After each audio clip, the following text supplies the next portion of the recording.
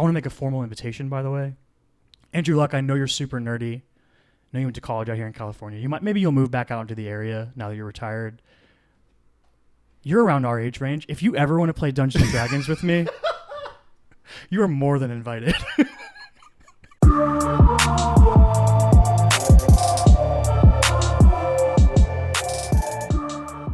Hey, we in. Kind of missed this one right here. Sir, pay attention. We're podcasting. Oh, my bad. What's up, everybody? Welcome to the Chris and Kyle Show. He's Chris. Yeah. And hello. And I'm Kyle. Yeah. Welcome to the show.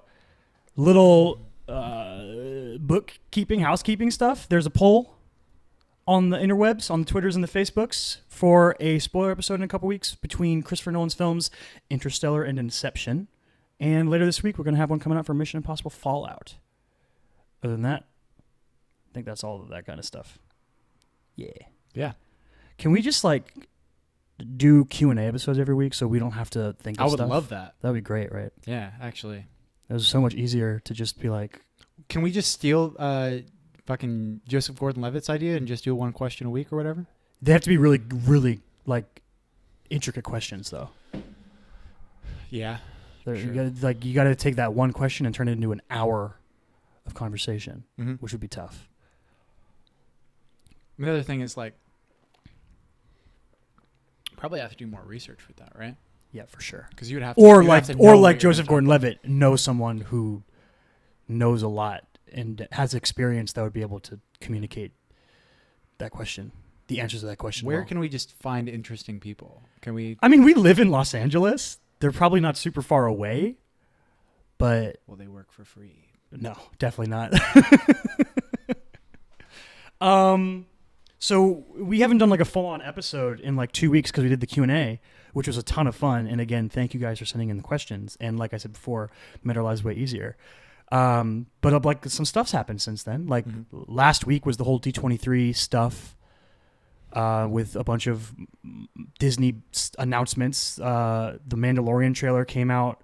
The second Star Wars Episode 9 trailer came out. A few new Disney Plus shows were announced for Marvel. Trailers came out for a bunch of different... Did you watch the trailer for the Jeff Goldblum show? Jeff Goldblum? Jeff Goldblum's doing a show. I think it's called The World According to Jeff Goldblum. And it's basically just him going around and doing stuff. And it looks fantastic. Okay. No, I did not see It's a ridiculous idea, but he's a ridiculous person. So, yeah. But yeah, Disney made a bunch of announcements at their expo last week.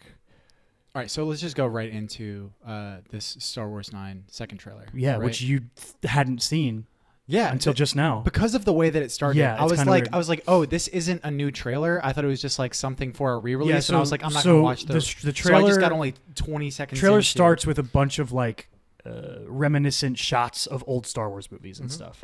Much more original trilogy than prequel trilogy. There's a little bit of prequel trilogy, but not a lot. Not a lot. They were put as little of that as possible. And then it goes into the actual new stuff for the new movie. There's some cool looking stuff in there. There's something about Star Wars that lends itself to some really beautiful cinematography to me. I feel when Rogue One had really beautiful cinematography. I think Solo had some really, really good shots in it. And a lot of it was they put in the trailer. Here's a shot of the Falcon with Donald Glover wearing an awesome cape, kind of stuff like that, where it just looks really cool. But there's some moments in this that I like. I love that weird Burning Man looking city. Looks really cool. Then there's shots right after that of just ships doing cool stuff. That looks really nice. But then there's some dope looking lightsaber work. There's the big ticket item at the end of the trailer. Rey with a double-sided flip phone red lightsaber. Yeah, does it like flip? Is there like hinges? It definitely looks like it has like a hinge in the middle and it flips open. Because at first I was like, is it like a magnetic nunchuck? That would be cool too. Yeah, I feel like that'd be pretty nuts. Nunchucking with lightsabers is dangerous though. To yourself. Oh, really? Really? Is it? Is nunchucking? Well, I mean, like part of nunchucking, you kind of like hit yourself with the nunchucks, like any lightsaber right? is dangerous. Well, so yeah, it but makes it it's cool. more dangerous. Because like when you do, nunchucking? like you do nunchuck shit around the apartment, you hit yourself with the nunchucks. Yeah, but true. But like if you have the handle right for those sabers, right? You should be able to hit your body. Would it still be called a lightsaber, or would it be called a light chuck? That sounds awful. A light nunchaku? Nunchaku is like the Japanese, right? Yeah, but like, yeah, it's not as cool. Not as cool. Because saber is just sword. Sound as cool. Yeah. Energy nunchaku. I don't know. But yeah, that is dangerous for sure.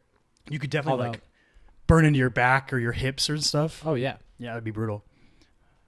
Anyway, that's the big ticket item of the trailer. Everybody was talking about that, and Red Eye C-3PO was a huge meme.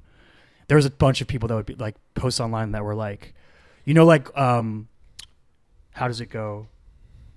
It's like a Twitter style, like it's like woke. I can't remember. It's like broke woke, and then there's another one that's like lit something else, but it's like basically an escalation of an idea. Mm-hmm. So it's like the one is like regular C-3PO, and then it's like C-3PO is evil and he's been in charge the whole time. Like that's the bit. Okay. But Rey with the dark side look. What do you think? It's interesting. So like Rise of the Skywalker obviously has not a good name. You don't like it. Rise of Skywalker is not a good name. It's not even the Skywalker, no, right? It's Rise of Skywalker. Rise of Skywalker. Yeah, not a good name. I don't hate it. It's not good. I don't hate it. I don't know. But I also like. I feel like I don't live in the same kind of like Star Wars community that like where like a lot of people get like outraged over Star Wars. I don't get outraged over basically anything in Star Wars. What do you get outraged about? Batman vs Superman, for sure. Okay, That's number one. For sure. That's number one for sure. The James Harden stuff sometimes. I don't even get outraged about it. I just get annoyed. I don't know. I don't get outraged about much. Pretty easygoing. Anyway. Yeah, but like I don't know. I just feel like there's a lot of that like community like that. Just like when I was a kid, I didn't have a lot of like friends to talk about Star Wars and stuff with. Yeah. You know, so like when my grandma took me to go see fucking Attack of the Clones, or like I enjoyed it. Yeah. Like I was a kid. Kids will enjoy the prequels, or at least the first one. The second one's kind of slow. I liked Anakin. Yeah. I liked fucking Hayden Christensen or the kid. Both. I liked them both. Like when I was a kid, now? I didn't like. What about now? I haven't really watched the prequels. I've seen like the most one that I've seen recently is Revenge of the Sith. That's the third one, right? I'll say that the Revenge of the Sith is pretty good. Scene, Revenge of the Sith is pretty good. But with him and Obi-Wan is fucking sick. So it's awesome. Yeah. That's a really fun scene. You're my brother. And I love that idea, that just like the tragedy of Anakin Skywalker. Yeah. I enjoy that. Yeah, the ideas, the story of the idea of the story is strong. Like Patton Oswalt had that like that stand-up bit where he, was like sort of making fun of George Lucas. Mm-hmm. And like the whole bit was basically like, oh, like I know you love this thing. Well, let's see how this. I'm gonna give you what this thing used to be, and like it. He talked about Star Wars and how like, oh, you love this thing. Well, like look at Darth Vader as a kid, and then he's like, oh, you like ice cream? Well, I'm gonna give you ice and rock salt. Like it's silly. But like I enjoyed fucking Anakin Skywalker. Like as a kid. Yeah. I'd like to see when I was a kid. I'd like to see Anakin Skywalker as a kid when I was a kid. Yeah, I'd like to see how you would react to those movies now. Well, it's like the most that I've seen from the prequels is like from like video essays and shit that I'll watch on YouTube of like bad dialogue. Yeah, it gets rough and just like unnecessary exposition. And there's some really bad shit. Yeah, but like how much of the prequels has gotten the Spider-Man 3 treatment? We talked extensively. We did a spoiler episode on Spider-Man 3. You're right, and how it's way better than people think. It's not that it's like good or great. But there's really good stuff in it. There's good parts in it, and then like the history has made the bad parts sort of overshadow the good shit that's in it. Yeah. How much of that has happened with the prequels? Because like looking back and like the way I think of them now is basically like Ewan McGregor is the only really good part, and then there's like Darth Maul is cool, but like it's a general consensus that people hate pod racing, right? I don't know if it's that people hate pod racing or if it's just become a meme to say it. I don't know. Now this is pod racing. Like the line. Now this is pod racing. That line. Yeah. Like I don't know if there's actually a huge issue with pod racing in and of itself. That seems like kind of a cool idea to me. A kid who like is good at pod racing. That's kind of cool to me. Yeah. Like I wasn't as entrenched in the original trilogy, and like it wasn't as me neither. I enjoyed them a lot. I wasn't either. I enjoyed them a lot, but like when I saw the prequel, like I didn't understand the outrage with like Jar Jar Binks. I was just like, oh, that's just a ridiculous character. No, he's just when I'm a kid, just, like you didn't realize he's super racist. I didn't. Yeah, I was just like, oh, that's just a silly character. Yeah, I don't get why people are mad about it. What is all of this leading to your point about Rey? I don't know if I was making. Because I asked you about what you thought of Red Lightsaber Rey, and then you went off on that tangent. You know mine? What is it? It's a dupe, dude. It's a dupe? Yeah, Disney's always duping in their trailers. It's going to be a vision. Dream or sequence. A dream. Yeah, it's not real. It's not real. Just like I don't think the Emperor is actually going to be in the movie. He's going to be in a dream sequence. Yeah, you don't think that Kylo can pull an okie dokie? To me, just in terms of structure of story, to me, if they were going to have Rey turn, it would have been at the end of the last movie. Because there's not a single... It would be... Let me frame this. I think it would be really bold and interesting choice if they did this. But because of the nature of Star Wars and the nature of Disney movies, I do not buy for 1 second that they will ever have Rey be a villain by the end of the trilogy. Right? Why? Because it's a Disney movie. It's she's the hero. She means too much to too many little girls in the world. It's like we were talking about the Khaleesi thing, right? If you named your daughter Khaleesi, right? Disney's not going to do that. Is that a cynical part of me for me to be like, well, like you want a role model for like a powerful female character, right? Like what's more fucking powerful than a villain, you know? Like for me, I'm like shouldn't that be like? I think you're leaning into more of the powerful than the role model aspect of the sentence there. No, well, I'm talking about power, and I'm talking about equality, right? Like, shouldn't a woman also be? But I feel like there's a lot of women villains. Like, there's always an evil queen or some stuff like that. You know what I mean? Yeah, that's fair enough. Yeah, maybe I don't know. This is what I don't write fucking children's books, I guess. Have you ever thought about like if you could write like a Pixar story, like just something that's really wholesome? Not specifically, no. I don't think I could do it. Really? I legit don't think I could do it. Really? Well, and obviously like the structure of those films is just on point. They're fucking geniuses over there. So like even counting out that fact, but like just straight up being like, could I make a children's movie? I'm not sure. Just something really aspirational and optimistic? Like with a strong moral? But like that doesn't have like any elements of like sex or like overt violence. Okay. You know? You don't think you could do that? I'm not sure if I could. That's interesting. Because like I mean, you can replace overt violence with just action. You know? Right. There's tons of action. You just don't have to show. Yeah. There's certain things you don't have to show. There's people fight in Pixar movies all the time. It's just like it's PG and animated. Yeah, I don't know if I could. You couldn't turn sex into friendship. Or just like I've done the opposite a lot in my life. You couldn't turn like your instincts to write sex into like a really strong tension between a good guy and a bad guy that never gets resolved. Like there's this really strong sexual tension there, but they can't resolve it because they're the good guy and the bad guy. That'd be fascinating in a Pixar movie. Like if you were an adult watching a Pixar movie and you're like, yo, this villain and this hero definitely want to fuck, but they can't because they're in a Pixar movie. I think that I could. I was thinking about this because I saw a Reddit post of somebody who was trying to explain why Harry Potter's bad writing, right? Then you've probably read this stuff more than I have, right? And you have more of a basis for like, well, this is actually this, you know, like you can explain away like and have some you can.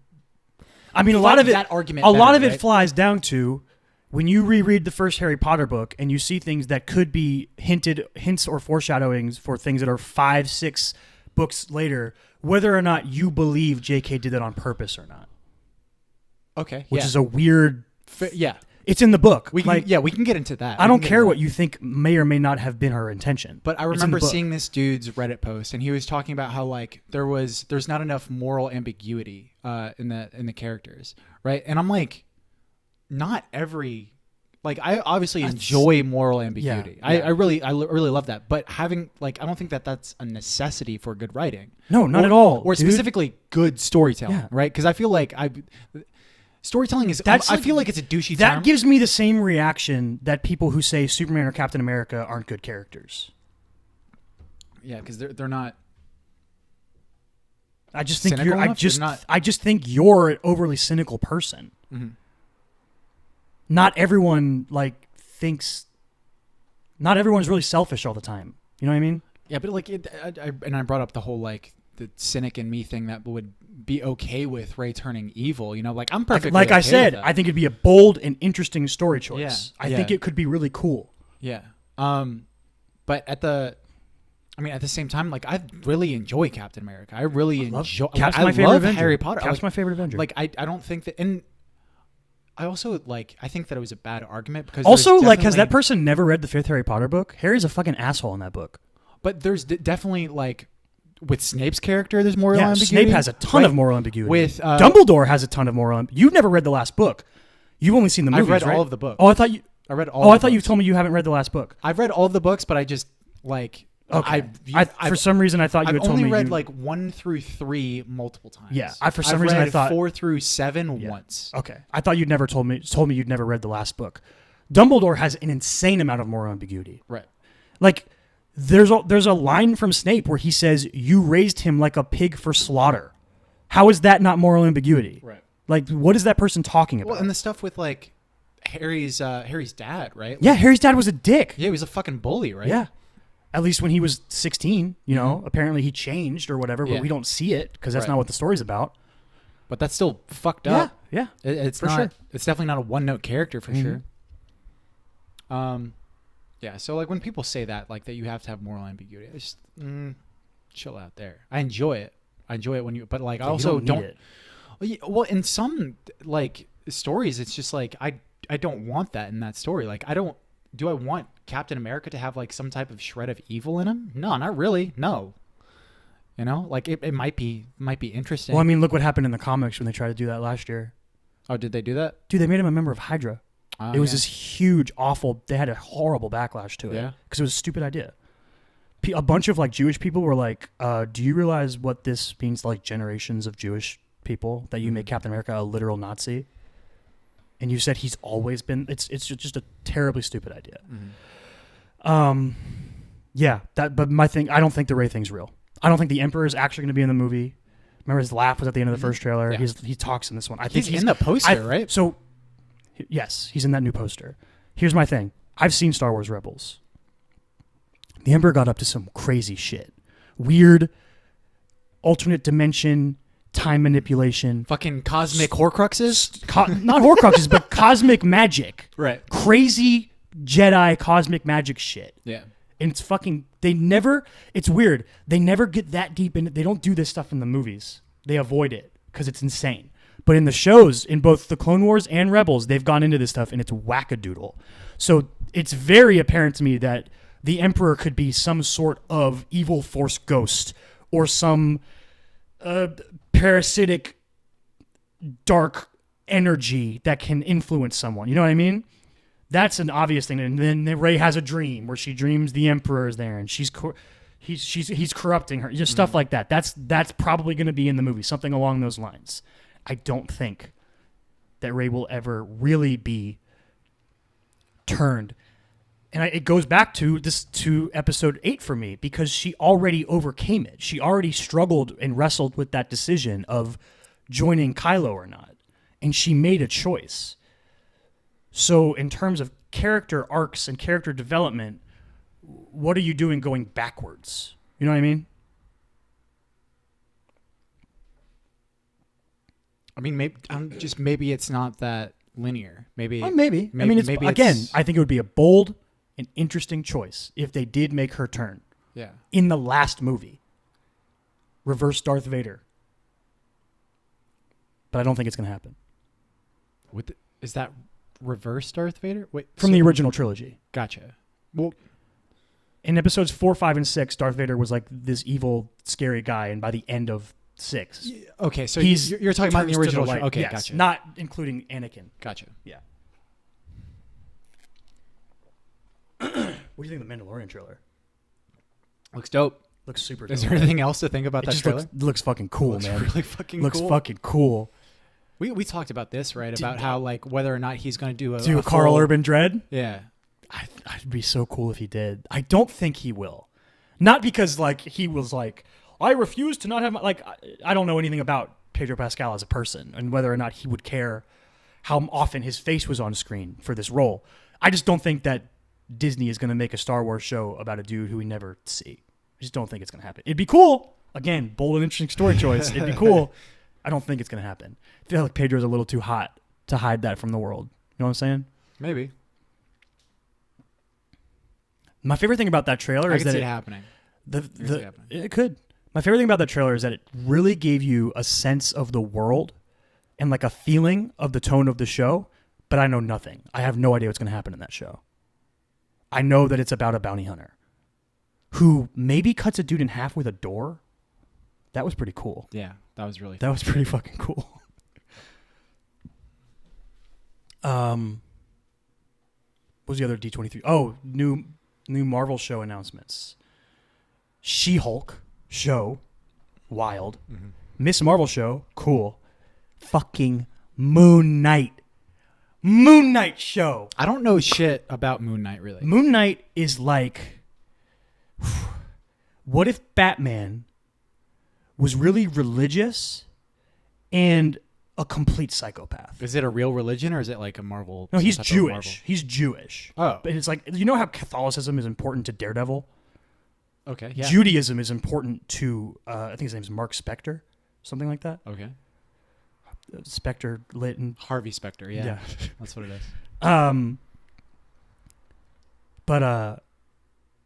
Yeah, he's a completely crazy character. I'm like, the one thing I'm a little bummed about, bummed isn't even the right word, I'm curious about, is like, how far are they going to be able to go in a Moon Knight show that's on Disney Plus? Because they've already said there will be no R-rated content on Disney Plus. Anything R-rated they want to do is going to end up on Hulu. Okay. So what is going to be the PG-13, MCU version of Moon Knight? When the Blade movie, to be frank about it, we talked about how Blade should be rated R before. So should Moon Knight. Okay. He's that type of character. He's like a Punisher. And it's that kind of material. Yeah. Okay. He would have fit in great with the Netflix universe Marvel characters. Okay. If they added like I always wanted them to do a Moon Knight show, a Blade show, and a Ghost Rider show in that world. I thought those would all fit really well with the characters already on Netflix. And they're also like a little bit more like supernatural, right? Kind of. I mean, Daredevil's not, but Ghost Rider is very supernatural. Moon Knight's always dealing with weird supernatural shit, I'm pretty sure. Blade obviously, but vampires. What's the only one like that? The only Netflix show, the only Netflix Marvel Iron show Fist that has really a little bit of supernatural was Iron stuff. Fist, yeah. And I never saw the second season. I never even saw second season Punisher. Was better than the first season. I liked Punisher. I thought Punisher was good. Yeah, season I one think of Iron that Fist was ass. John Bernthal is an amazing Punisher. Which, I mean, you've seen Daredevil season 2, so you know that. Fucking 7 Minutes in Heaven is one of the dopest episodes ever. Ooh, that shit's so good. Now I'm just thinking about it. So good. But yeah, I got really excited when I heard about the Moon Knight show. Super excited. Just so crazy. I think a Miss Marvel show is really interesting too. I think they're all interesting. Like, what are you going to do in a She-Hulk show? Are you going to make a lawyer show? Is that what she is? She's a fucking lawyer. That's like her thing. She's just like, she looks like She-Hulk all the time, but she's a lawyer. Right. It's like, I think she's Bruce Banner's cousin. So it's not like Hulk where like she like goes back into it being a regular human? She's always She-Hulk. Huh. But she just lives like a normal life. Okay. Like where Bruce got to by the end of Endgame. Mm-hmm. Spoiler. Or by the beginning of Endgame. Which... Yeah, like I wonder how they're going to incorporate that like kind of stuff in with like. I'm really interested in seeing how the Disney Plus shows connect with the movie. I just think it's going to be really fun time to be a Marvel fan coming up. And what what is their like production budget going to be? Well, that's the thing. They're like 6-episode seasons, I think, with basically movie budgets. Okay. I think is basically how they're doing it. So they're pretty short, but they have good. Like, I don't think they have Game of Thrones budgets, but I think they've got backing. Because, like, if you're making a She-Hulk show, you need that technology, right? Mm-hmm. You can't have a shitty-looking She-Hulk. What are you doing? Are you upset about the Spider-Man news, like me? Well, I've talked before about how like I don't like keeping up with like a lot of the contractual shit, but yeah, I was bummed for sure. It makes me so sad. Why can't we live in a world where fucking like all of these people can fucking get along and everyone makes money and fucking like there's hope given to me by the people that are like, this is just, you know, a strongman move by Disney, or this is a strongman move by Sony or whatever, and they'll eventually figure it out. Because at the end of the day, I think you're probably right. It's probably best for both of them if Spider-Man stays with Marvel because of the amount of money to be made for both parties. I think what happened was Disney was like, we want more kickback than we got last time. I think they got like 5% of the sales of the Spider-Man movies. So they were like, we want more than that because we're making the movies. Mm-hmm. We're responsible for the quality of the movie. And Sony was like, yeah, but we own, this is what makes me really angry. It's Sony basically being like, yeah, but you know, we got the rights, so fuck you. We get to, it's like, God, it's just Disney, you have billions of dollars, just take him. Mm-hmm. Pay whatever it takes and just take Spider-Man. I don't care.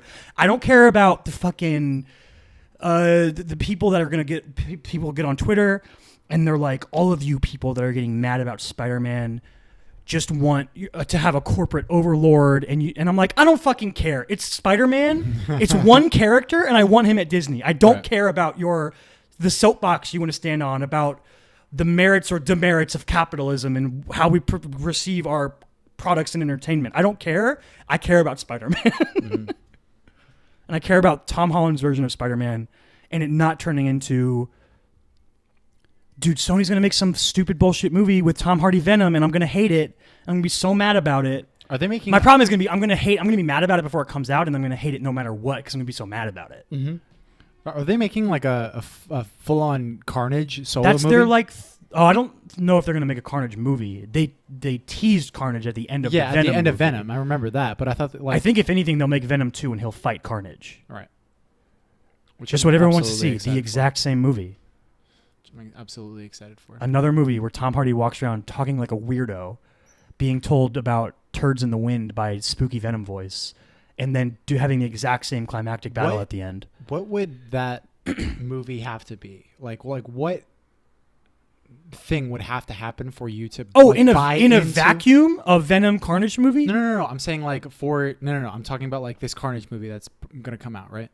What would have to happen for you to buy in to be like, okay, like maybe I should buy in a little bit. Maybe it's good.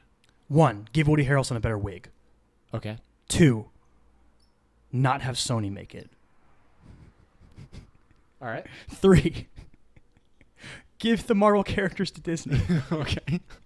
No, like realistically, in a vacuum, if you were to say, hey, Kyle, there's going to be a movie that exists where Venom fights Carnage, I'd be like, oh, that's cool. That could be pretty cool. But is there like a Rotten Tomatoes score that like if it came out and it was like a 90% from... Obviously, if it was a 90%, I'd be like, what the fuck did they do in this movie to make it that good? Like that, dude, what substance did they add into it? You know what I mean? Right. Did they make like did they do a really deep dive into like the psychology of a psychopath for the Cletus Cassidy character? And it's really interesting. And it's like a Joker-esque performance of the character where it's like really fascinating to watch him. Or is it, did they stop making Tom Hardy's character be so fucking weird and he's actually like a normal human? I don't know. Is Cletus Cassidy the name of Carnage? Yeah, the guy who... Cletus Cassidy? So Carnage is an alien symbiote. Right. He can take over anyone, but the most famous iteration of Carnage is Cletus Cassidy. Just like a murdering psychopath. Okay. Mm-hmm. I'm really sad about it. About all of it. Just like Spider-Man. If it doesn't get resolved, I'm going to be so upset. Imagine going to see Spider-Man, whatever they call it. I still stand by the fact that one will eventually be called Spider-Man Graduation if they kept going in the current arc. right? Mm-hmm. Probably the next one. If he graduated the next one, I would believe it. Actually, I think they were sophomores in the last movie, so I don't know if they would do a junior year. Spider-Man prom. Spider-Man Sadie's Hawkins. That would be good. There's an idea there. You have Black Hat in the movie, right? You got Silver Sable in the movie. You got all these like femme fatales, and they're like villains, but like Pete's out doing his Spider-Man thing, and they're like flirting with him and shit. They don't know he's a kid. That'd be kind of weird. But they call it Spider-Man Sadie's Hawkins. That'd be so stupid. And like he's like all nervous about it. Like I don't know why he'd be nervous. He's like dating MJ now or whatever. But he's like, oh man, MJ gonna ask me to dance. They're like, yeah, that'd be. There's an idea there. I don't know. He'd still be nervous about it. Yeah, he would because he's Pete. Yeah, like Jake Gyllenhaal says in the movie, I give you a 50% chance, kid. You're kind of awkward. Mm-hmm. Yeah, there's an idea there.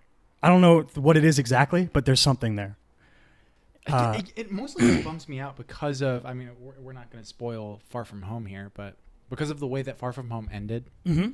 There's world-spanning implications to that. Yeah. It's huge. That's what I'm saying. Like, I'd be so upset if they go forward with Spider-Man 3, whatever it's called, with Tom Holland, because they're going to keep Tom Holland no matter what.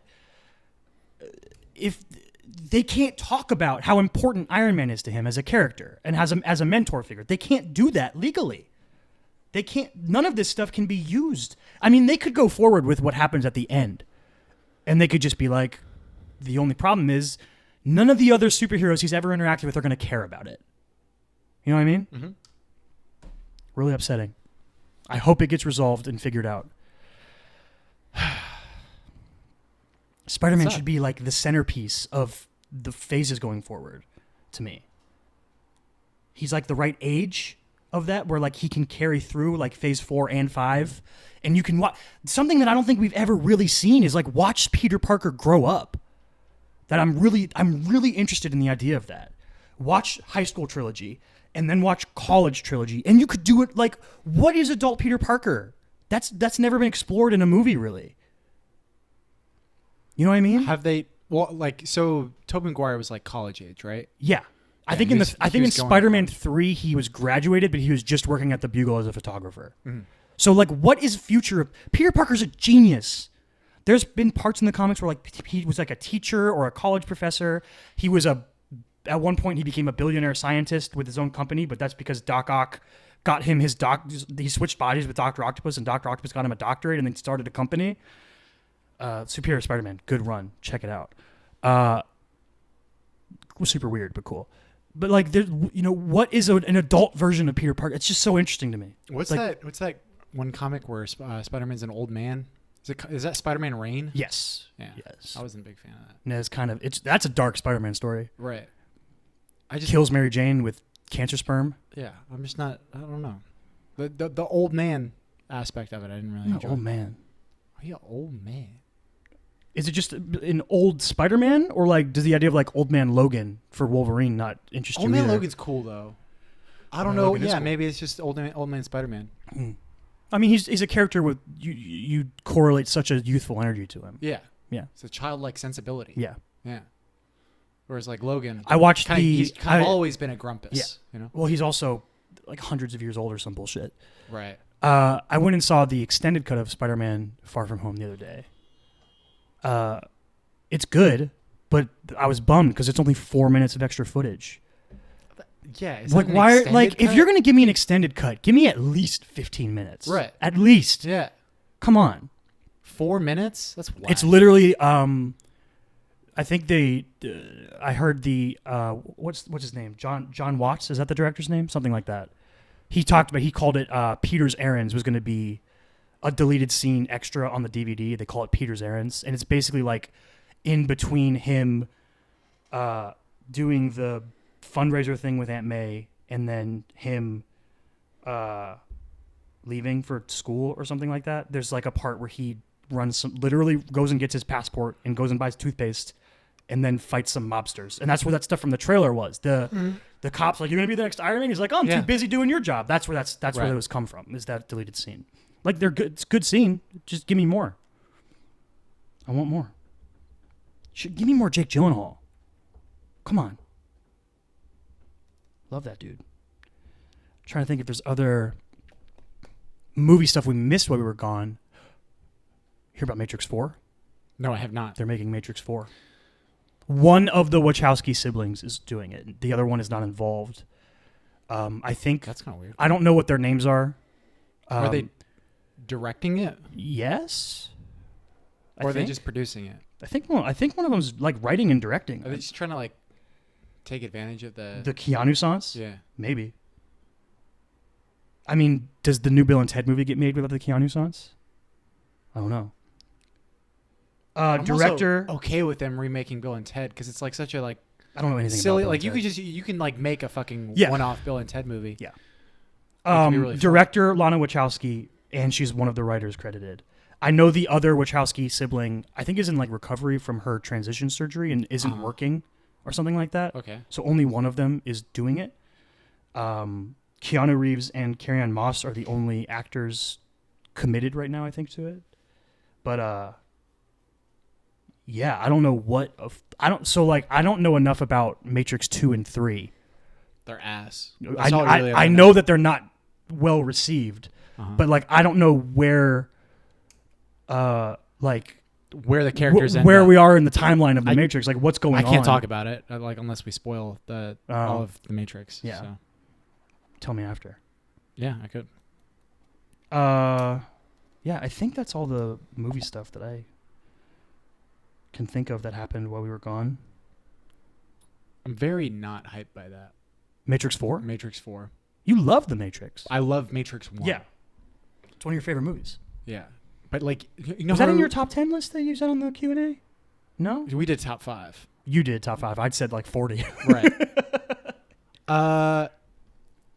Yeah, I think Matrix might have been in the top 5. But yeah, the first Matrix I really enjoy. And even like as a kid, I realized like the second and third Matrixes, like weren't very the Matrices, that I didn't enjoy them as much as I enjoyed the first one. I saw one of the first comments I saw when this movie was announced was like, how many Mr. Andersons will he fight in this one? That'd be a grab. Do you get Hugo Weaving back? Hugo Weaving's great. What is he doing? I feel like he's one of those dudes who like doesn't work a ton and is very choosy with his projects. Mm-hmm. And then is like very adamant. He hated playing Red Skull. Okay. Because he didn't like wearing the makeup and stuff, going through that process every day. And they recast him in the last Avengers movie. So he's like very adamant about the projects he chooses. So I wonder if he would be interested in coming back. He's using that, Lord of the Rings and V for Vendetta, right? Oh yeah, V for Vendetta. That's right. I've never seen V for Vendetta. It's fucking good. Yeah, dude. I've heard it's really good. I've seen like parts of it. Mm-hmm. Haven't seen the whole thing. I've been reading a lot of fucking Alan Moore recently. Oh yeah. Yeah. Like watching. Oh, you were reading Swamp Thing, right? Yeah, I'm reading Swamp Thing, and I watch a bunch of like documentaries and shit, and watch a lot of videos of just him talking about Swamp Thing, talking about like there's a whole documentary on YouTube that you can find called the Mindscape of Alan Moore, and he just talks about like a bunch of different ideas that he has. Mm-hmm. It's a very like, I don't know, the people that are like into conspiracy theories would like this documentary. You know what I mean? Like it's kind of like pseudo intellectual. Alan Moore seems like that kind of dude.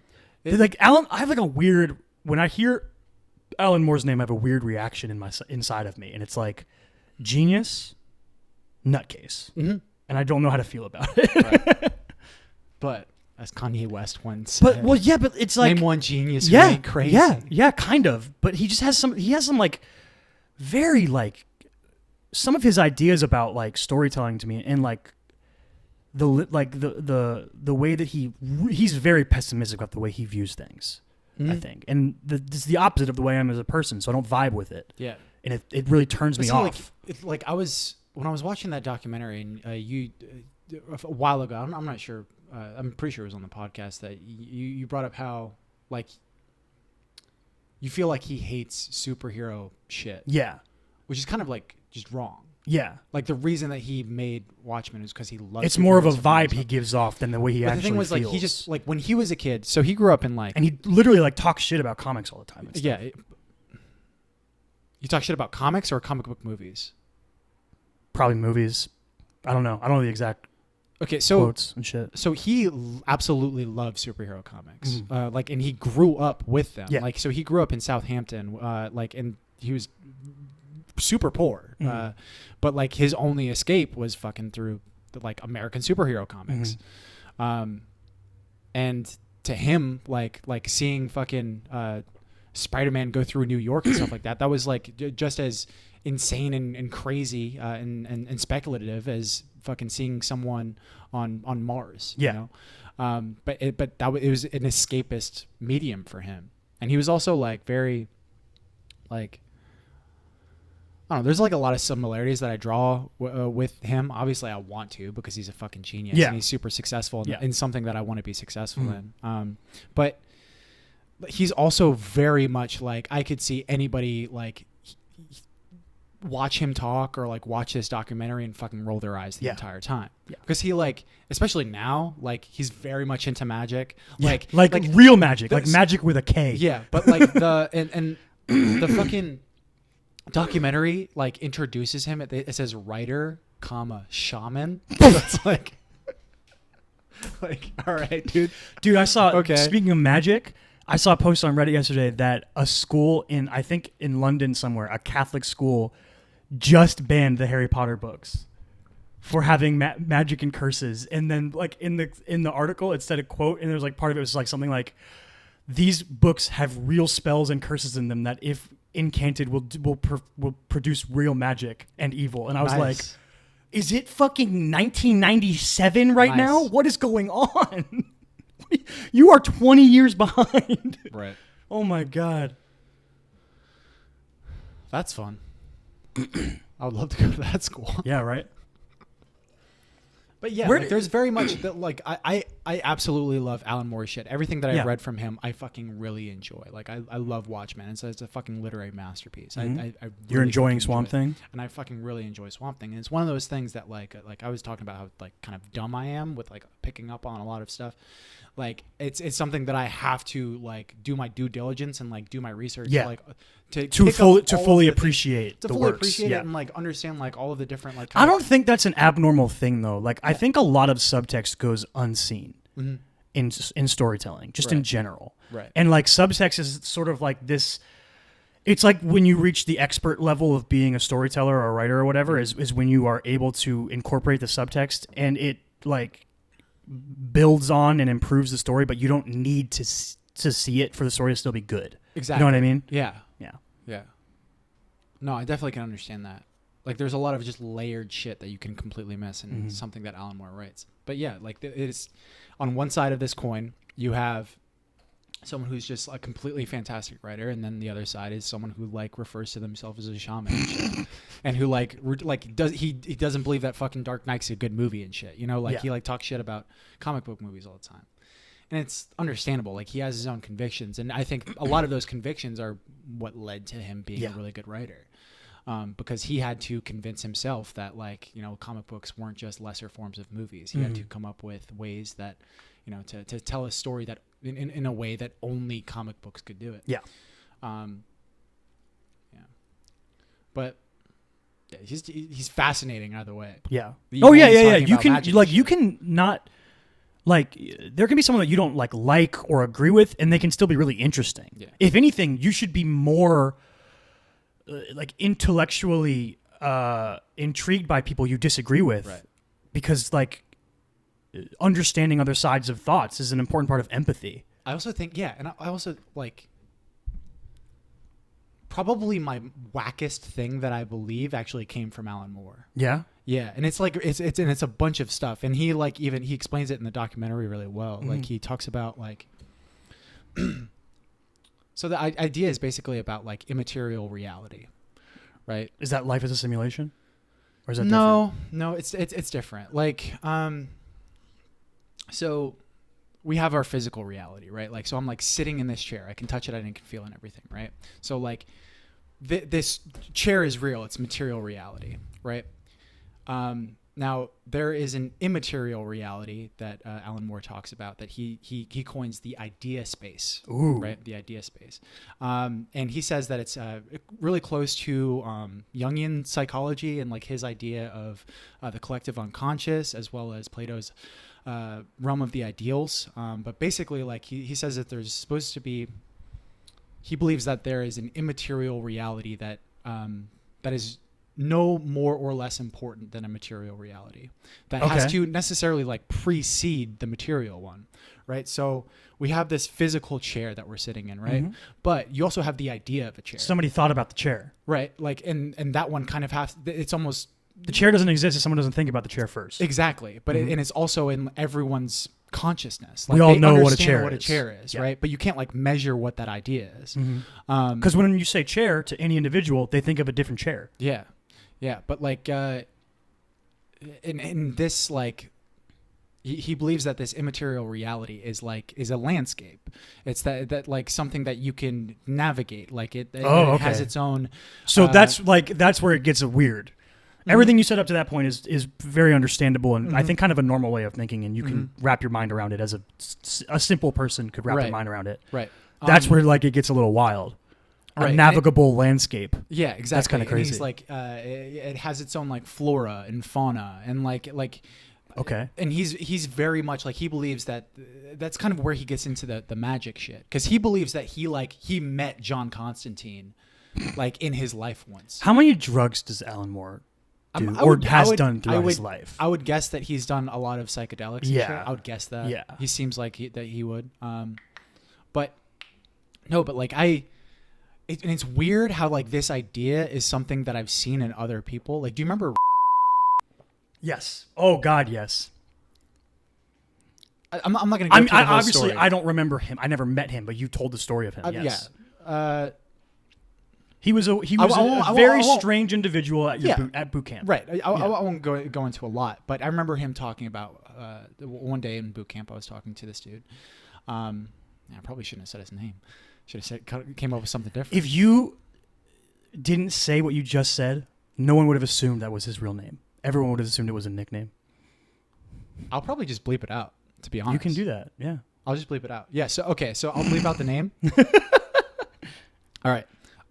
So just a really strange individual, like, but that I met in boot camp, and he was someone who was like, his rack was right next to mine, and he was very... Rack is a bed, right? Yeah. For the people. But I remember talking to him one day about...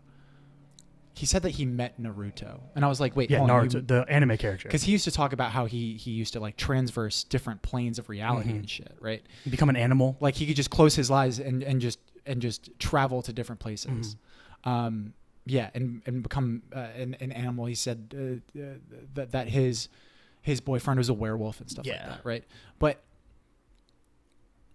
I remember him talking about Naruto, and he was like, I've met Naruto, and I was like, wait, so like when you met him, was it like live action, was it animated? And he was like, I met the person that Naruto is based off of. And I was like now that I've done more like research into philosophy and shit like that, like that's literally Plato's realm of the ideals. Okay. Like that's what the allegory of the cave is trying to get to, is that idea. Is that like the reality that we live in right now, there is a reality that precedes that one. That like basically the life that we're living right now is basically just shadows to a flame that we can't see. And I was like, I remember when I heard it, I was like, oh, this dude's fucking nuts. But now, but like, no, the more I get into it, I'm like, that's a pretty fucking interesting idea. Pretty fucking cool.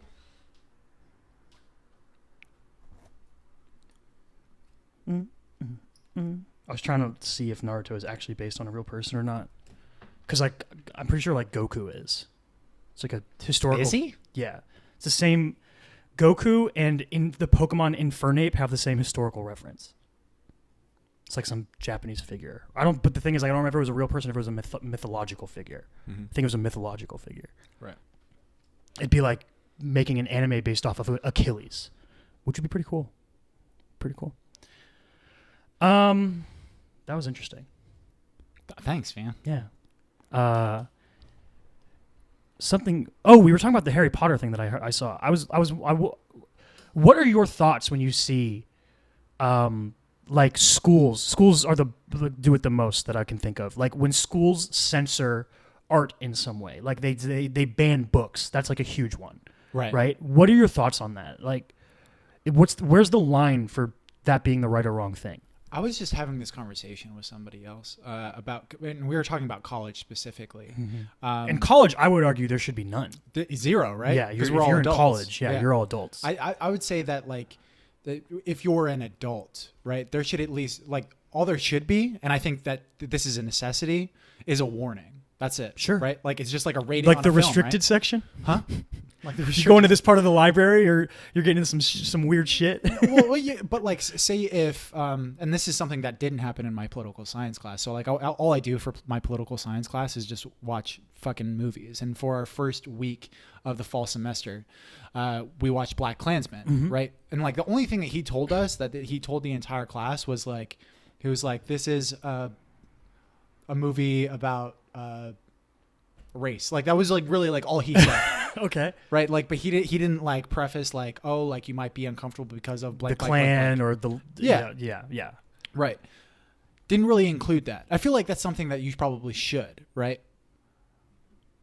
Because you just don't know who's going to be. If you are, audience. like a content warning. Mm-hmm. Yeah, sure, that makes sense. Yeah. Yeah, he didn't even really like say like the rating. He wasn't even like, oh, it's rated R. But like, I think that he's also very much like, you're getting into this class. This is what you should expect. This is the kind of stuff that this class is about. Like, this is the real world, motherfuckers. And this is something I talk with Kate a lot about. Is like, Kate was a poli-sci major. Yeah, but like the idea of offensiveness and like how much you should agree to be discomforted. Okay. Right. I think that like in terms of just existing socially, like, is there like a social agreement to being open to a certain level of uncomfortability? Is that what you're saying? I think that when it comes to especially self-improvement and with education, I think that there should be a level of like, you're going to be. Yeah. Well, I mean, that's a huge thing that you'll see with people who are like bigoted, or they just don't have a full grasp of people that are different from them. And you see like people that are from like smaller towns or whatever, right. You'll see it in movies all the time, of like the Southern mother who says, "Oh, don't do that out in public," kind of stuff. You know what I mean?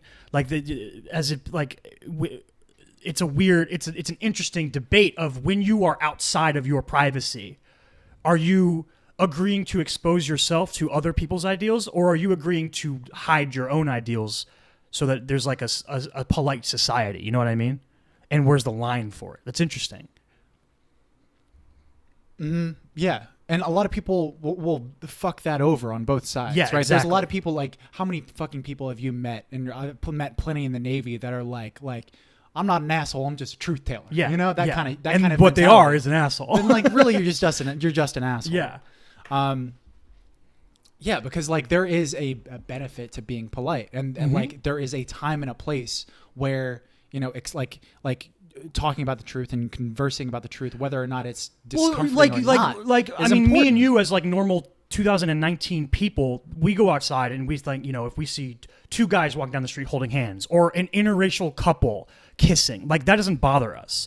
But if you go to other places in the country, it does. People would be offended by that being done in public.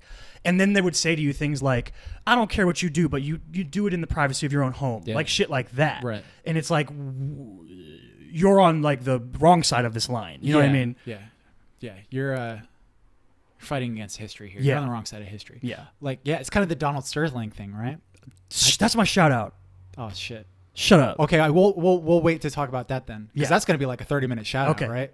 Did you watch all of it? Did you listen to all of it? Yes. Sorry. Yes. Listen to all of it. That's why it's my shout out, because I finished it. Okay, cool. Yeah, I don't want to shout it out before I finished it. Gotcha. Well, all right, let's talk about something else then. Well, no. Okay, so you brought up the book thing specifically. The book thing. Yeah. And yeah, like and the regulation of material and artwork it's a fucking tough line. It's hard, right? It's the censoring line. And regulation of it. Yeah. Yeah, because it's not always like you can't be like completely like anarchic about it, right? Yeah. Well, it's like certain things, like if it's where it gets a little iffy for me is when you start banning certain things in high school. Right. Elementary school, I get it. They're kids. They don't need to be exposed to the adult themes of things yet. But if you're like in high school and you're saying you're banning a book for like language, if you're like, oh no, they say the N-word in this book, or they curse a lot in this book. I'm like, they're fucking high schoolers. Like that doesn't matter to them. They've been cursing since they were in 3rd grade. You know what I mean? Mm-hmm. And exposure to that artwork can be a huge part of personal growth and empathy and understanding of other people and their ideas. And I think high school is like the ultimate time to be exposed to that type of thinking of being empathetic. And it's also it's a problem when you're specifically when you're talking about education, mm-hmm. right? Like, and if you're going to teach a high school history class, right, and you get into the civil rights era, yeah, you can't shy away from that stuff. Yeah, how do you pull those punches? Yeah, and still maintain some level of like authenticity. Well, I would almost be willing to make the argument that when you're dealing with the civil rights movement or the Holocaust, right, being the type of person who pulls punches in the education leads to the people who deny the Holocaust, right? Right. I'm not saying that's, I've never done a study on it. It just seems like it's a potential factor of that. Yeah. No, for sure. It's dangerous. Mm-hmm. But there's also very like, I'm not against this, right? But like I heard about this this story. I saw this shit on Twitter when I was doing an essay for my political science course. Mm-hmm. And for that, like I had to look through fucking David Duke's Twitter history. Okay. Right. And fucking a lot of fucking whack shit on there. But there was for those who don't know, David Duke is the leader. What's his title? Leader of the Ku Klux Klan. He was the Grand Wizard. Grand Wizard. There it is. Of the Ku Klux Klan, but like well-known white supremacist. Yeah. But he was heavily featured on that Vice video of the Charlottesville. Right. Yeah. But like the most terrifying thing about David Duke is that he's not like if you look at his Twitter history now, right? Mm-hmm. Like all of the stuff that he's saying is like he'll fucking trick you if you're stupid. Yeah. Like he talks about how like he's not against the oppression or destruction of any race. And he's like he says stuff like, fucking You mean he isn't for the oppression? What did I say? Against, which would mean slavery. He's not against. Wait. What did you say? I don't remember. I don't know but he says like he doesn't want to oppress any race or destruct any race. He'll say stuff like that. Yeah. But like he just twists things. Mm-hmm. And he's very like stop with the anti-racism against whites. Yeah. Like stop being racist against whites.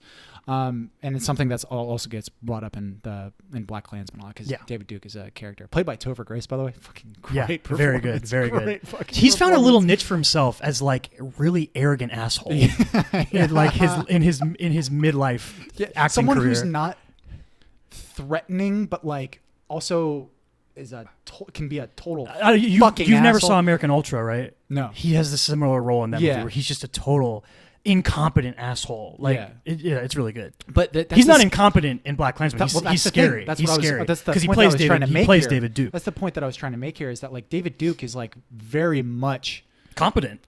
Yeah, he's and a smart that's guy. What's scary about it is that he's not very much like. He's not saying like I believe in white power. Yeah, and he doesn't. He's not saying he's more subtle with it. He's very subtle about it and very like oh well actually it's racism against whites that exists and stuff. But yeah, I was looking through his Twitter history and then I saw something that said like diversity is code for anti-white. I was like, get the fuck out of here, dude. Right? But then he linked to an article and it was this. There's some community thing in San Francisco, and they did some film series, and they used this short film by this film student, and the film was titled "Why Can't We Murder More White People?" So I'm like, obviously, like that would fucking set off. It's very provocative.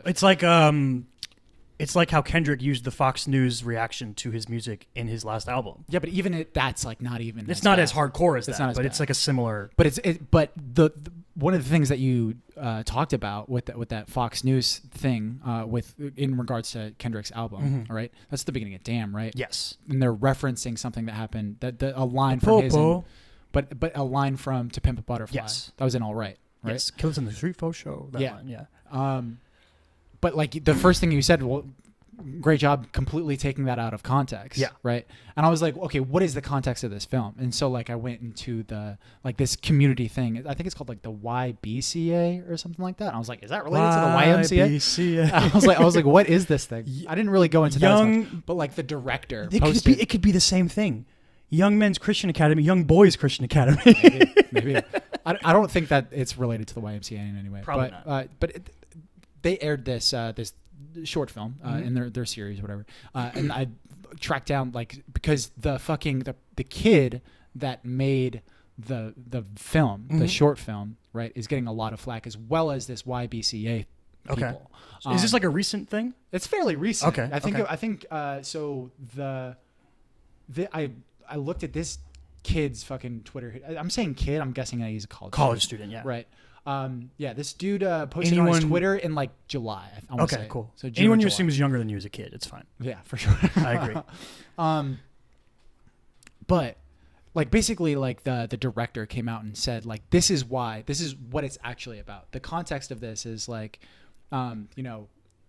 it's about like the acceptance of like how normalized and desensitized we've become to minorities getting killed. Oh yeah, okay. Right, and the death of minorities, and like why couldn't the reverse be true? Like and the speculation of that, and like that philosophical thought. That's really what the short film is. It is a very evocative title, though. Like that's offensive, a purposely evocative title. It's purposely evocative and fucking offensive. Like, and that's, I mean, kudos to him. It got him a lot of attention. Yeah, I mean, obviously, like there's a lot of fucking fallout from that, and that fucking sucks. But like that. But I was also like instantly triggered. Like it's a very triggering thing to be like I don't want fucking white people I don't want to be fucking murdered because I'm white. What the fuck? But like what's the context? But just that like little thought is like that's triggering the point that the filmmaker is trying to make. Exactly. Yeah. It's really interesting. I feel weird just being like, you want to talk about sports? I guess we could. I mean, I wanted to talk about Andrew Luck a little bit. The Andrew Luck story. I was gonna try and make some type of weird transition there. There's something like, there. There's a philosophical idea to the life of an athlete. Well, no, I was gonna say something about like luck and using luck okay. and going injured. Okay, you're into some cheesy shit. Yeah. I wasn't gonna try and do it in a smooth way. No subtlety. No. So for those who don't know, Andrew Luck, the former quarterback of the Indianapolis Colts, retired last week in a surprise decision, and there was a lot to talk about with the event of his retiring. First of all, being the retirement so close to the season starting. It's being rooted in his injury history and the way that the Colts as a franchise handled the building of the team around him with their previous GM and how that probably led to his physical stature. The way he was booed as he walked off the field because the announcement leaked before he was able to announce it himself. There's a lot of interesting stuff there. When you heard about it, did you care at all? I was like, oh, that's kind of weird. That was my reaction. I was like blown away because I screamed. I screamed. I literally, when you found out about it, I found out about it 30 seconds before that. Oh, really? Yeah, because I got the little ESPN notification on my phone. Yeah, I don't follow any football stuff except the Dolphins on like Bleacher Report because I follow so many football people on Twitter that I just keep seeing the same thing over and over, and it bothers me. Yeah, and it's always like 20 minutes later. No, I was watching the Gator game. I was watching the first Gator game of the season. The Gators were playing. Who the fuck did we have that horrible game with? Who was that? Miami. We're playing Miami, and it just had that like the biggest breaking news alert on the scroll bar on the bottom of the screen I've ever seen. It was like breaking news, breaking news, breaking news, and I was like, oh, what? Andrew Luck retires, and I literally screamed. I was like, what? What's happening? And I jumped on my phone and started trying to find stuff out. I like shocked me because all the talk has been throughout training camp that he's been trying to get healthy and should be ready, hopefully, for week 1. Mm-hmm. And just came out of nowhere. He's only 29 years old. I want to make a formal invitation, by the way. Andrew Luck, I know you're super nerdy. I know you went to college out here in California. Maybe you'll move back out into the area now that you're retired. You're around our age range. If you ever want to play Dungeons and Dragons with me, you are more than invited. That's my formal invitation to Andrew Luck. No, but yeah, it led to like an interesting round of the media having to think about like is this the direction the NFL is going because of how dangerous the game is? Are more players in their prime going to start retiring because of they basically like Andrew Luck has made enough money to feel comfortable. He doesn't have to keep playing to live a comfortable life. He can pursue his other passions. I know people talk about how he's like really wants to travel the world, and he's an architect. He literally has an architecture degree from Stanford. Mm-hmm. He never had to play football. Right. He has another life that he could live. And like our other players going to be able to do that as well.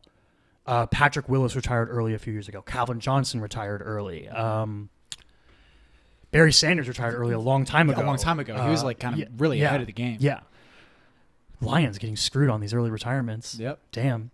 Yeah, I just think it's interesting. Interesting to think about. And it almost the opposite of basketball, right? Because the player empowerment level of athletes are so different in those two sports. Right. And it comes down to fully guaranteed contracts. It comes down to influence over the fan base. It comes down to influence over, I think, like culture in general. I feel like NBA players have like more of a touchstone on that. You know what I mean? Like when you think of famous NFL players influencing the way people think, how many, if any, come to mind? I mean, Kaepernick, can you count him? He's out. They're not letting him play. He's out. So like active NFL players. Kenny Stills is the one for me. Yeah. Bye. I miss you already, buddy.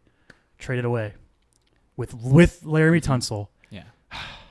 Dolphins are going to be awful this year. I think like obviously the main thing that pisses me off about the whole Andrew Luck thing is like all of this huge side of people that are saying, you know, like what a pussy. He's weak, right? Dude, infuriated me. That one. I don't remember the guy's name. There is one.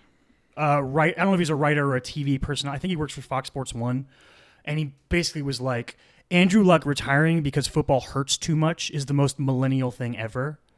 And I was like just blown away by the ignorance of that tweet and how stupid it is. Who came out and like refuted that? Like you're a fucking idiot. Was it like John Elway? Everybody. Oh, okay. Like, everybody was like shitting on it. Anyone who's anyone was shitting on that tweet. Good.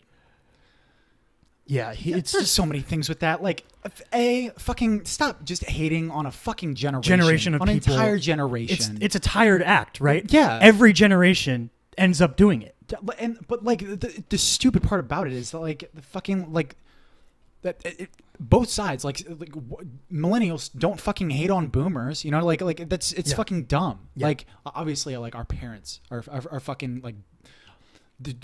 Probably my closest friends, you know what I mean? Like damn. I'm hurt. I really don't have any millennial friends at all whatsoever. No, but like my former boss that I had in fucking Jacksonville, like that dope dude. Yeah, forget his name. He's fucking awesome. What's his name? Shout him out. Bill Austin. Bill Austin. Shout out. Wild Bill Austin. Wild Bill Austin. Fucking great dude. Yeah. I fucking love that dude. But Jack, absolutely. Both a huge influence on both of our lives and mentor when we were fresh college dropouts. Yeah, but like, and it's fucking overgeneralization on fucking everything, right? Like it's a big problem for fucking everything with politics and with like generation gaps, right? Like people want to think that because you're a millennial you can't change a tire, and you're like, yeah, sure, there's probably a lot of it, but like, one thing that probably doesn't fucking get enough credit is that the resourcefulness of fucking millennials. We understand that like we can just watch a YouTube video and figure it out. Yeah. And that's like almost like it's more important, right? Like the resourcefulness. I saw a fucking article of some shit that was like millennials are so helpless. They're giving themselves like home ec classes, like to teach them how to sew and to cook. And I'm like, how is that fucking helpless? How is that, like, in what way? Yeah, if anything, that's taking agency and learning something. Yeah. This is something that I really early on, I used to get really bothered when I was younger when me or somebody else got made fun of, like bullied, for something that they didn't know, right? Yeah. You don't know something, therefore we're going to mock you for not knowing it. But, like, to me, you can't know anything until you fucking learn it. Exactly. And you should never shame someone for learning. Exactly. That was the first thing, like, anytime that I had to do training. While I was in the Navy, I was like, look, I don't know everything. And fucking like anybody, like I remember going through and fucking training like a dozen different people. And when I was giving them training, right, I was like, fucking ask me the dumbest questions you can think of. Because everybody has been in that situation when they're in the classroom or they're learning something like that. They feel like they shouldn't ask because it's a dumb question. You're never going to know something until you learn it. And like and that there's was no like, shame in learning. I was like, if any time I'm a teacher, I'm going to like be like, look, fucking humiliate yourself in my class. I don't give a shit. Yeah. Like, and I'm going to do that as a teacher, you know, like to try to set that example. Yeah. I'd be like why, like what, ask me fucking what color the sky is. I don't give a shit. Yeah. You know, like I don't care about how stupid the question is. But yeah, like being able to educate yourself and like seeking out that kind of the avenue, new knowledge and shit, like that should be that's something I would that should be celebrated, my kid to have. Yeah, you know, I'm going to encourage that as much as possible. Yeah, it's fucking super annoying. But with this Andrew Luck shit, obviously, like there's a lot of toxic masculinity shit, and the idea of toughness and grind it out. Pick yourself up by your bootstraps and be a man. But here's the thing, right? So like I just recently I had to read fucking chapter 1 of my political science book, right? And it was like going over the differences between liberals and conservatives, right? And like a lot of it like made sense to me as far as like, oh, okay, that's a division of something that like makes sense to me. Like the like how restrictive a government should be, right? Okay, yeah. Like I guess you can't be both. You could ask 100 people on the street how restrictive a government should be, and you get 100 different answers. Exactly, and it's incredibly complex, right? And I'm like that. You can't really be both sides of that. I mean, like you can be both sides on different issues, I guess. Yeah. But like there was one thing that said like, oh, like. Republicans have they have a traditional moral value system, right? And they value like self-discipline or something like that. Like personal responsibility was one. And I was like, how the fuck can you not be a Democrat and also value personal responsibility? Yeah. And also value like I think it means more on a macro scale. I understand that. But like, I think that's something that gets blurred, right? For it's sure. something that like people like when fucking Republicans try to talk shit about Democrats, like they always are talking shit about like, oh, they want the government. They want handouts and stuff. It's like, hold up. Like I can believe that the government should be able to influence us and govern us in a way that is restrictive in certain areas, right? But like I still value personal responsibility. Yeah. I still value self-discipline. And I still value that pull yourself up by your bootstraps kind of mentality. But I do think that it depends, like every situation is like you need to know the context, right? Like in the Andrew Luck situation, here's the thing, if Andrew Luck did fucking pull himself out of this hole, right? And fucking he came back healthy and he was fucking out there slinging, right? That would be fucking awesome. Yeah, it would be great. That would be great. But I also don't think that you should look down on the dude. Like it's not as binary as that. It's this weird fan bases feel really entitled to be entertained, right? Yeah. And it's this weird almost an ownership mentality over someone's performance that you feel as a fan that I think is really messed up that a lot of people have. Where you feel like it's like when you see people that get paid a lot of money and then they're like, they say something to fans and fans are like, you wouldn't make any money if it weren't for us fans. Like, and it's like, dude, you like football, just shut up. Like, you're going to watch it no matter what. You know what I mean? And like, it just becomes this weird thing where someone is like, I am an Indianapolis Colts fan, and therefore I deserve for you to go out onto the field, feel intense physical pain, feel emotional trauma, feel drained physically and emotionally, not feel like I deserve for you to go out there and not enjoy what you're doing with your life because I bought your jersey. It's such a weird, I think, really toxic relationship.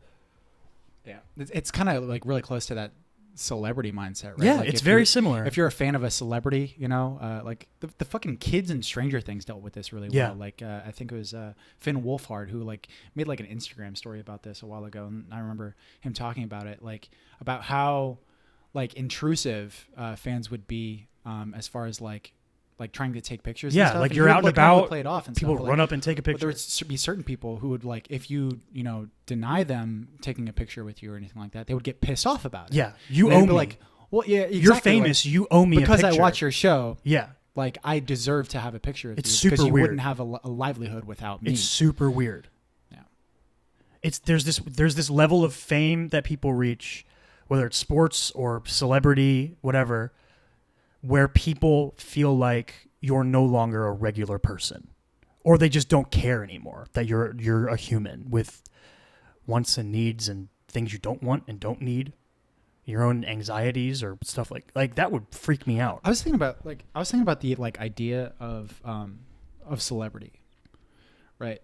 I was recently watching some Billie Eilish fucking music videos. You know who Billie Eilish is? I know who she is, yes. William Eyelash, as Rainn Wilson would call I it. am in touch with the music that the hip kids listen to these days. Right. I don't know her music, but I know who she is. I don't know her as much. Like I watched like one music video, and I watched a while ago. I watched this video of her doing. It was she's apparently a huge Office fan, so that's a plus, right? You know, she I feel like she's like the new version of Lorde. Sure. I don't know much about either, like their personal lives and everything, but apparently she's a big Office fan, and they did I don't know what magazine or whatever it was for, but they brought Rainn Wilson to her house, and he like quizzed her on Office trivia. Okay. And Rainn Wilson really gets well. up to random shit. Yeah, he just does his thing. But apparently, like it's fun to see someone who's like a celebrity, right? Like, she is a legit. She's celebrity. A huge celebrity right now. She's huge. But like she was just fangirling out. Over fucking Rainn Wilson because she loves Dwight so much. But so like I knew that about her. And she's like, I think I might follow her on Instagram or something like that. But she's very like, has like carved her own path. And I remember I just recently watched this Bad Guy music video. It was really fucking like visually interesting music video. Super colorful, very vibrant. And the song itself it's a pop song. And I've heard Bad strange. Guy. I'm like pretty sure I've heard it. Yeah, guy. I'm pretty sure I've heard it. Yeah.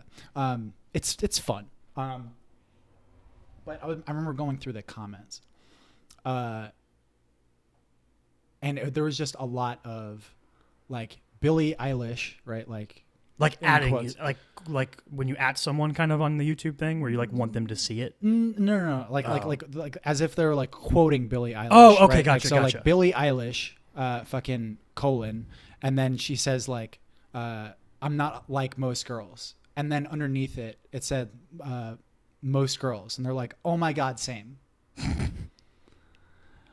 Okay, but. It was a stupid joke, but like it made me think about like the idea of celebrity and like why, like she probably resonates with a specific crowd so much, and it's like, and it kind of goes to that idea, like the idea of a person, right? Like nobody wants to think like at a certain point, Billie Eilish is just like a reflection of these girls' own subconsciouses. I think a lot of like her identity is an idea, a part of yourself. I think music really lends itself to that sort of idea of sort of like a lead character in a book as well that doesn't have a ton of personality or quirk that is basically there to be a reflection of the audience. You're very much able to just reflect your own experience onto this character. I feel like music lends itself to that. You can listen, like I said, like about before with politics thing, you can have 100 people listen to the same song and they'll all feel slightly different relation to that song. You know what I mean? They'll relate to it in a different way. Okay. Yeah, like they're projecting their own stuff, their own experience. That. Yeah, right. Yeah, that's kind of what I'm saying. Like, I'm thinking about, so like Andy Samberg in fucking Brooklyn Nine-Nine, right? Mm-hmm. And this is something that you hear about all the time in fucking Hollywood. Like I remember going to having an audition for some fucking game show a long time ago. Mm-hmm. I think this was like while we were still in San Diego. But we were planning on moving to LA, and I was. And the game show, this fucking casting agent for the game show was asking me questions about myself. And then she, like, the entire time was basically trying to whittle me down into an idea of me, right? Yeah. And it's very much like, it's a Hollywood idea. Like, because they it's a Hollywood process. When they put you on the game show, they need to be like, this is Chris. He does this. Yeah. Like, this is how you're going to relate to him. Mm-hmm. Yeah. And you can't have, like, a fully complicated idea of what a person can be for them to be super famous. You can't be a three-dimensional character in that setting. Yeah, because people want to immediately fucking, or else they're bored, right? Like they want to know they're your immediate purpose. They want to care like that the person. They want to care about the person that might win $1 million on Who Wants to Be a Millionaire. Is that show even on anymore? I don't know.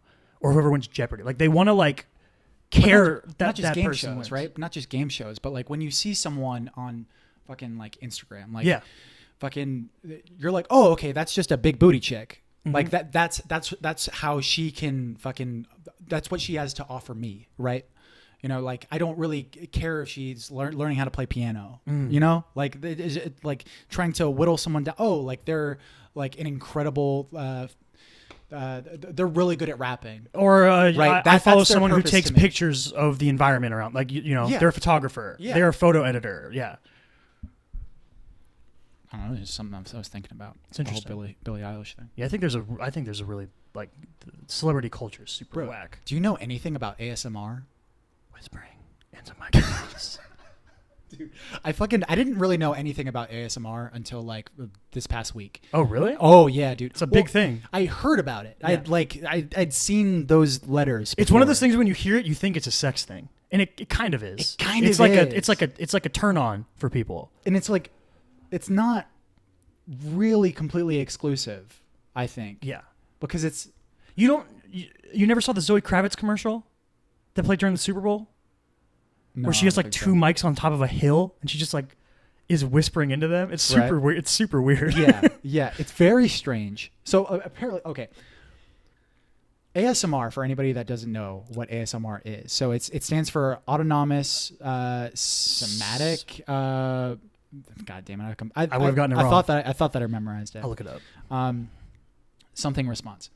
But basically, it's just people that are trying to induce a tingling feeling in whoever's watching.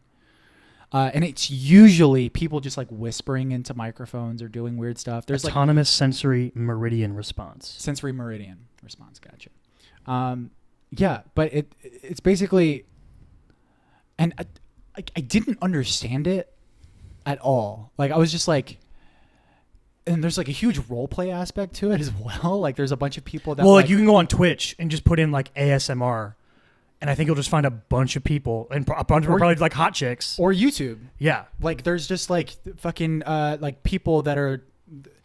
I clicked on one that was like you're at the eye doctor, right? And like there's like a fucking camera at the eye doctor. The reason I clicked on it because I was like, would I ever like get a tingling sensation from this kind of thing? Yeah. And like people were like, oh, like people get it from different kind of situations. So like, and a lot of times they say like, oh, you either have ASMR or you don't. Okay. And I was like, okay, so do I? Is it like being able to be hypnotized? That was my first question. I was like, maybe. Because I can get fucking hypnotized. I know that. But they were like, so think about like specific situations that you feel really calm, right? And I was like, I always feel really calm at the doctor's office. Okay. Like that's the reverse of most people, I would think. But okay. Well, like anytime like I'm like in that kind of environment and they're like fucking like tapping on my chest and shit like that, I always feel like really fucking calm. Yeah, dentist, not really. Eye doctor, regular doctor, haircut? just fine. Haircut, yes, absolutely. Very, yeah. But I don't get like tingles and jingles. No, right? no. It just you're just calm. So I watched like maybe 30 seconds of this eye doctor one, or this is like dude just like kind of checking your eyeballs and shit, and I was just like, And he's just whispering. and he's like whispering, and once he started whispering, I was like, nope. I was just like, Not for me. Not for me. Not for me. Yeah. That's funny. But fucking, you know, like I get, and I don't know if it counts. But like I get it so much with music. Okay. I get fucking when I hear, I went through that whole ASMR experience and like watched videos on like what it even was, you know, and I watched a couple different ones of people, you know, just fucking like rubbing a fleece blanket like up next to a microphone. It's like it's so strange, but I'm also very like, all right, whatever fucking people are into, you know? And I'm also like, there's a part of me that's like, I'm almost like surprised that this is on YouTube because it almost feels like porn. It almost feels like porn. It's so close. Like, you're like, I know people are watching this so they can jerk off. Like, yeah. And it's all like, and I would say like 80% of the people that are doing hot it girls. are like hot girls. Yeah. So it's kind of like, that's kind of, yeah. There's a weird situation here. Yeah. But anyway, so like I started watching a lot of like music videos, and it's either like people playing piano or like a lot of fucking orchestral stuff. Like, and I started watching, I think it was like the Danish orchestra or some shit. Great orchestra. Yeah. I assume that they were fucking dope, but they were playing something from Star Wars. Okay, and I started getting chills just like over and over, and I was just like, oh, maybe this is my version of ASMR. Yeah, I was like, maybe this counts. That's just getting chills, that's just right? getting chills. Yeah, for sure. But I think that counts as ASMR. Oh, okay, sure. Because it's an audio induced. Oh, so it doesn't have to be sensation. It doesn't have to be whispering, or it doesn't have to be whispering. Gotcha. Yeah, sure. Yeah, cool. I guess we both are. I get it with music. I like ASMRs, especially singers as well. Yeah, for sure. Yeah, for sure. Fucking like, it's plenty of times when I listen to Adele and shit. Yeah, Adele's so fucking yeah, good. You get some tingles and jingles. Adele's so good. You want to do these shout outs so we can talk about the Sterling affairs? Yeah. Let's get into it. So my shout out is the 30 for 30 podcast that just came out, a 5-episode series of that podcast called The Sterling Affairs, which is about Donald Sterling and his saga as the Clippers owner all the way up through when he was ousted and then through the sale of the team. It's fascinating. Yeah. Did you finish it? Yes, I finished it. Dude. Really well done. As soon as I listened to Ramona Shelburne on Zach Lowe's podcast, I was like, I have to go listen to this podcast. That was not the first time I heard about it because I was at work when she was doing her with the day it came out, and she was on every ESPN show. Yeah, you also see a lot more ESPN. And I listened to like Around the Horn and PTI and High Noon podcast like when I drive home from work usually. Oh, okay. So like they were talking about it like on that, and I just saw her everywhere. And I think she was on Brian Windhorst's podcast too earlier in the week, the Hoop Collective, and I heard her talk about it on there, and I was like, this sounds really interesting. And then once I finally listened to her on Zach Lowe, I was like, I have to just listen to it. Right. I've heard so many things about it now. I've just got to dive in. So I did. I listened to the whole thing in like 2 days. I listened to all of it in one day. Yeah, like it's like 5 hours. Yeah, I listened to the Zach Lowe thing, and then like I remember I think I got home from school and I had only listened to like 2 episodes of it, and I was like, I'm just listening to this while I'm playing fucking 2K. I don't care. Fucking riveting goddamn story. Yeah, it's fascinating. It's fascinating, disgusting, horrifying. Yeah, gross as fuck. He's an awful person. Yeah, he's alive. He's not dead or anything. No. And based on the way things went in the final episode, I assume he hasn't changed. He hasn't, when Harry asks Voldemort to show some remorse, he probably reacts the way that Voldemort did and laughs about it. How much can we talk about this? Should we do a spoiler episode on this? No, I think we just spoil it now. Just spoil it now? Yeah. I mean, there's not really many spoilers. I mean, it's real life events. Yeah. Talk about everything. Okay, so obviously the tape that came out between him and his mistress. His mistress was recording a lot of Stiviano leaked. Right. That led to his suspension, and then all the courts. You were talking about chills.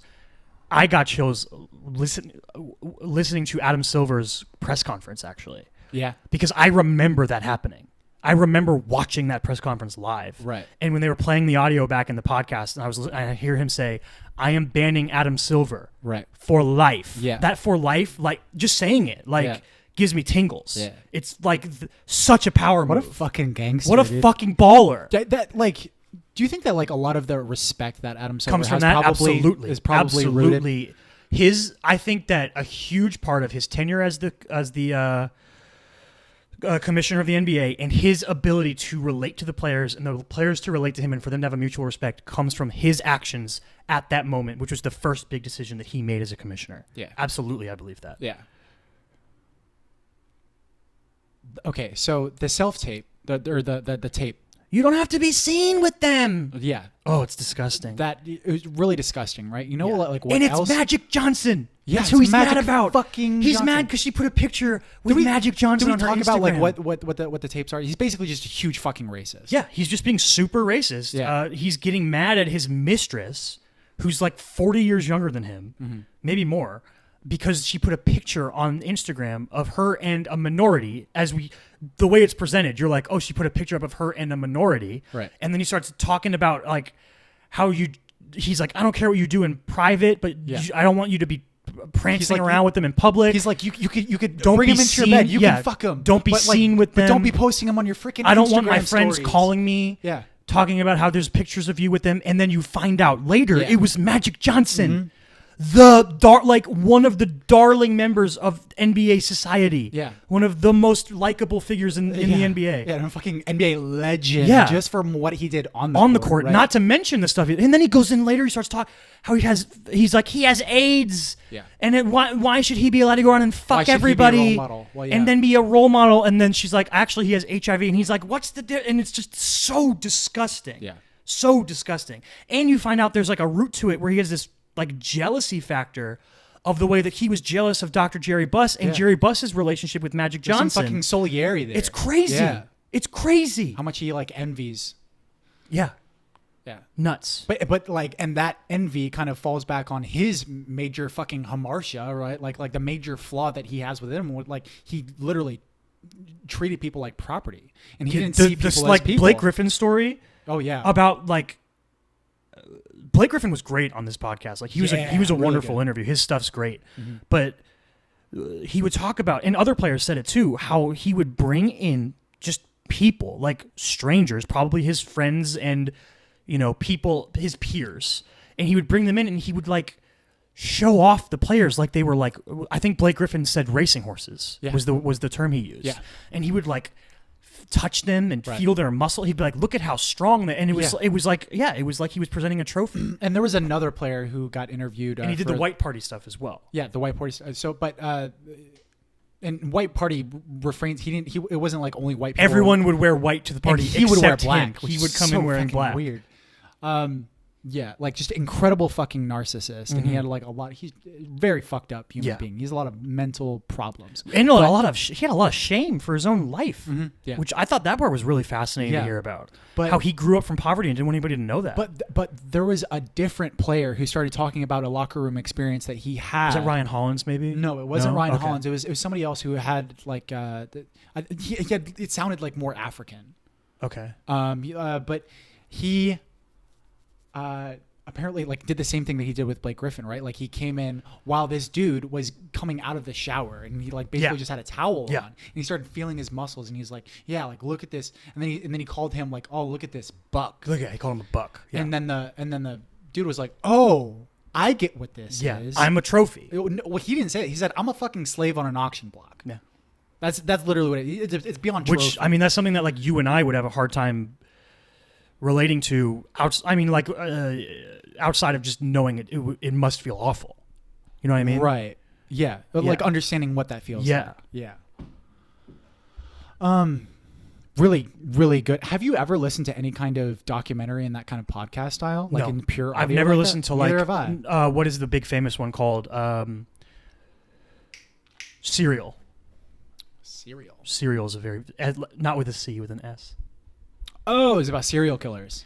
I think the first season. I mean, I don't know. Maybe Serial it was was like really famous like a year and a half, 2 years ago. If it was maybe like longer than that. History of Kellogg's or something like that, that might be. No, but might it's be like lit. it's like a true crime kind of podcast. How long is fucking Toasted Shredded around, dog? Where they go over like old. I've been trying out some strawberry toasted shredded wheat. You know, fucking the good. Netflix How to Make a Strawberry Murderer? mini wheats. I'm gonna keep going with this. I'm a big mini wheat fan. How to Make a Murderer? Yeah, I think that is inspired by Serial or vice versa. I don't remember. But it's kind of like that kind of approach, I think, but to a sports story. Okay. And I mean, it's 30 for 30. 30 for 30 is definitely like it opened my eyes to like, oh, you can do this. Yeah. You can do this with a podcast. Yeah, for sure. It's fucking really interesting. Absolutely. Yeah, it's really good. It's really good. Check it out. 30 for 30 podcasts, The Sterling Affairs. Mm-hmm. Very, very good. That's my shout out. Yep. It's like 5 episodes. 5 episodes. They're about an hour each. Some are a little shorter. Yeah. You definitely knock it out in a day. And it's like really entertaining as well. Like for sure. It's not homework at all. All right, my shout out is something you can find on Hulu. And this is for like anybody who's really interested in film and the history of film specifically. It's called The Story of Film in Odyssey, and it's done by Mark Cousins. The Story of Film in Odyssey. You can find this on Hulu, but it's basically a 10-part series, documentary series about the history of film. Cool. And that's all it is. It's a film history class, and each like hour-long segment of these 10 segments is like devoted to a very specific part of film history. Oh, that's cool. So yeah, and it starts from. Is there like a French New Wave episode? Yep. Okay. Yep. Yeah. So I've watched it. I watched it all the way through once, and I've recently watched like the very first 2 episodes. Again, you're going back to it. That's cool. Yeah. Nice. Because it's just fucking rife with a lot of information and stuff. Yeah, and I know you really like film history, but it's also not very entertaining if you're kind of dry. I mean, if you're into film history, like this is the way to fucking go. Yeah, you know, like this is how like if you. It's not like watching. What was the documentary about the mountain climbers that came out last year? Free Solo. Yeah. Is that boring? No, I'm saying it's not like that. That's like a documentary that's like entertaining. Yeah. Like this is like this is something different. that you should that you're only going to watch if you're into film and you want to know more about film history. Mm-hmm. And even if you know a little about film history, there's a lot of stuff that you can get as far as just like the evolution of film and the different languages of film. Does it go up to like the modern age or? So I'm pretty sure it gets up into the 2010s. Okay. That's where we are. Like from this, if you're interested in like why do we watch films that are projected like in a room with a bunch of people? Mm-hmm. It wasn't always that way. Films used to be shown in Nickelodeons, especially like in America. Why Nickelodeon has its name. Yeah. So you would just put a nickel in this fucking machine and you would put your face like a little fucking viewfinder and you put your eyes through it and you would watch a little movie. But the Lumiere brothers came along. That's like a weird pre-VR idea. Yeah. Like we might go back to that kind of in a weird way. What do you mean? We might go back to putting a thing over our eyes. Right, the viewfinder to watch something, yeah.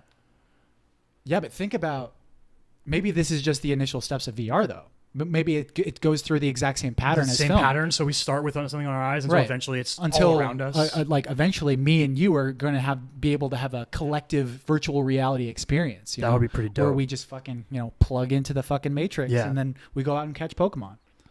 That's so cool. I want to do that so bad. I want to do that so bad. That sounds awesome. I was thinking like because I'm taking zoology right now and I'm learning about different animals, I'm like, if Pokemon were real, would we care as much about Pokemon not like about having a Pokemon world, Because like there's so many crazy different animals out there. Well, if Pokemon were real, we would have a Pokemon world. No. This is what I'm saying. I'm confused by what you're getting at. This is what I'm saying, right? So like you grew up in a world where like octopi exist. Okay. I think I get you. Here's the difference. Our culture isn't designed around the domestication and the like battling of animals. You know what I mean? Certain people's cultures are. I mean, yes. Some people run businesses in trouble for that. Or they get in trouble for that shit. But like the Pokemon world's culture is revolved around their codependency with their Pokemon. Entire society. Yes. Their entire society is built around it. Yeah.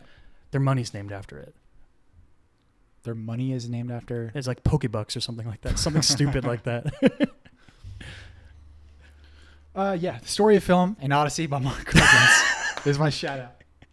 Story of Film and Odyssey by Mark Cousins. Yeah. And Mark Cousins is the one guy who narrates it and puts the entire thing together. And it's really fucking good. 30 for 30 podcast, The Sterling Affairs with Ramona Shelburne. Those are our shout outs. Like I said before, there's a poll up for the Christopher Nolan movies, Interstellar, Inception. We will be getting to that in a couple weeks. Next week, we'll be back with, this week. This is Monday's episode. This week, the Mission Impossible Fallout. Next week is it. Chapter 1 and Chapter 2. Find Chris, chrismichaelstott.com. Check out his scripts, Chris Michael Stott on Instagram. Find me, Davinwell25, Twitter and Instagram. The show, The Chris and Kyle Show. The polls, you can find them on Facebook and Twitter. tcaks pod on Twitter. Instagram, all podcasting platforms, YouTube, all the places, all the stuff. Find it, like it, share, rate, review. Tell your friends. Do it big. We out. We out. Stay weird.